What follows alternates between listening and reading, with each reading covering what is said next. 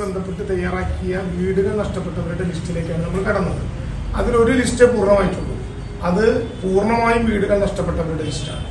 പൂർണ്ണമായും വീടുകൾ നഷ്ടപ്പെട്ടവരുടെ ലിസ്റ്റിന് പുറമെ 2 ലിസ്റ്റുകൾ കൂടി നമ്മൾ പ്രഖ്യാപിച്ചു. അതിലൊന്ന് പൂർണ്ണമായും വീട് നഷ്ടപ്പെട്ടിട്ടില്ലെങ്കിലും ഇനി നിലവിലുള്ള വീട്ടിലേക്ക് കയറാൻ പറ്റാത്ത ആളുകൾ. അതിന് ജോൺ മത്തായി നോഗോ സോൺ അടയാളപ്പെടുത്തിയിട്ടുണ്ട്. ആ നോഗോ സോണിൽ കടക്കാൻ പ്രവേശിക്കാൻ കഴിയാത്ത ആളുകളുടെ ലിസ്റ്റാണ് 2A ലിസ്റ്റായി തയ്യാറാക്കിയിട്ടുള്ളത്. അതവിടെ രേഖ പരിശോധിച്ച് അളന്ന് തിട്ടപ്പെടുത്തിയിട്ടാണ് അങ്ങനെ ഒരു നടപടിക്രമങ്ങളിലേക്ക് പോയത്. എങ്കിലും അതിൽ പെടാതെ പോയ ആളുകൾക്ക് പരാതി കൊടുക്കാൻ ഇനിയും സമയം അവശേഷിക്കുന്നുണ്ടായിരുന്നു എന്നാണ് എന്റെ ധാരണ. അതിനെ തുടർന്ന് നോഗോ സോണിലും പെടുന്നില്ല, വീട് പൂർണ്ണമായും തകർന്നില്ല, എന്നാൽ ആ വീട്ടിലേക്ക് കടക്കാൻ നോഗോ സോണിലൂടെ പോകണം. അവിടെ വേറെ മാർഗങ്ങളൊന്നുമില്ല. അത്തരക്കാരുടെ ഒരു ലിസ്റ്റിലേക്ക് പരിഗണന പോയി.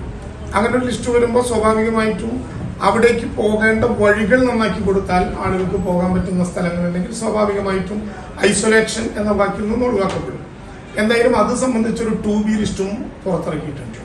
ഈ ലിസ്റ്റുകളെല്ലാം കരട് അംഗീകരിച്ചതും ആദ്യ ലിസ്റ്റിന്റെ ഫൈനൽ അംഗീകരിച്ചതും DDMA ആണ്, ഡിസ്ട്രിക്ട് ഡിസാസ്റ്റർ മാനേജ്മെന്റ് അതോറിറ്റിയാണ്.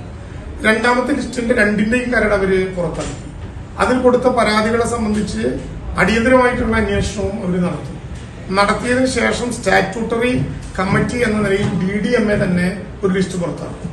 ആ ലിസ്റ്റിലും സാങ്കേതിക ഇപ്പോൾ പൊതുവെ ആളുകളോട് ചോദിക്കുമ്പോൾ ഈ അവതരിപ്പിക്കപ്പെട്ട മാനദണ്ഡങ്ങളെ കുറിച്ച് ആർക്കും തർക്കമില്ല. അതായത് പൂർണ്ണമായും വീട് നഷ്ടപ്പെട്ട ആളുകൾ, ജോൺ മത്തായി വരച്ച ലിസ്റ്റിനകത്തുപെട്ട ആളുകൾ, നോഗോ സോണിൽ പെട്ടില്ലെങ്കിലും ഏതെങ്കിലും വിധത്തിൽ അങ്ങോട്ട് പോകാൻ പറ്റാതെ ഐസൊലേറ്റഡ് ആക്കപ്പെട്ട ആളുകൾ, ഈ 3 മാനദണ്ഡങ്ങളിൽ പ്രശ്നമില്ല. പലരും ഉന്നയിക്കുന്നത് ഈ മാനദണ്ഡങ്ങൾ ശരിയാം വിധം പാലിക്കപ്പെട്ടിട്ടില്ല എന്ന ചില പരാതികൾ വന്നിട്ടുണ്ട്. ആ പരാതികൾ സ്വാഭാവികമായിട്ടും സബ് കളക്ടറുടെ നേതൃത്വത്തിലുള്ള റവന്യൂ പഞ്ചായത്ത് സംഘത്തിന് പരിശോധിക്കാനുള്ള ദിവസമാണ്. അത് കഴിഞ്ഞ് DDMA ഫൈനൽ ലിസ്റ്റ് പുറത്തിറക്കും. ആ ലിസ്റ്റിലും പെടാത്ത അർഹരായ ആരെങ്കിലും ബാക്കി വന്നാൽ സ്വാഭാവികമായും അവര് സർക്കാരിലേക്ക് പരാതി തന്നാൽ സർക്കാർ ആ കാര്യം അന്വേഷിക്കും. ഇപ്പോ സർക്കാരിന് ഇടപെടേണ്ട ഒരു ഘട്ടമായിട്ടില്ല. ഇപ്പൊ ഒരു ലിസ്റ്റും സർക്കാർ കാണുന്നില്ല. പൂർണ്ണമായും DDMAയുടെ അധികാരമാണ്. ഒരേ ഒരു ലിസ്റ്റാണ് ഫൈനലൈസ് ചെയ്തത്. അത് പൂർണ്ണമായും വീട് തകർന്നവരുടെ ലിസ്റ്റാണ്.